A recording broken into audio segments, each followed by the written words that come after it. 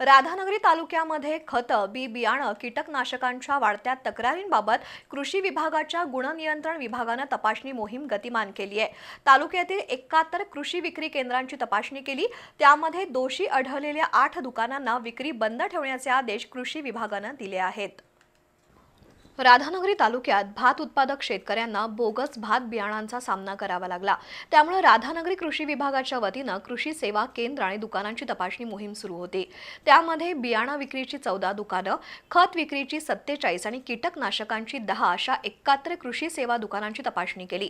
तपासणी दरम्यान गंभीर त्रुटी आढळलेल्या 8 दुकानांना विक्री बंदचे आदेश कृषी विभागानं दिले आहेत। तसंच परवाने निलंबनासाठी 5 दुकानांचे प्रस्ताव वरिष्ठ कार्यालयांकडे दाखल करण्यात आलेत।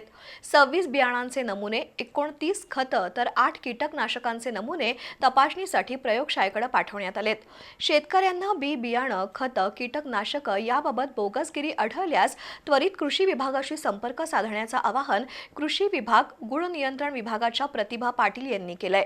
बियाणं, खतं, कीटकनाशकांचं उत्पादन करणाऱ्या कंपन्यांना दोषी ठरवावा अशी मागणी कृषी सेवा दुकानदार संघटनांकडून सुरू आहे।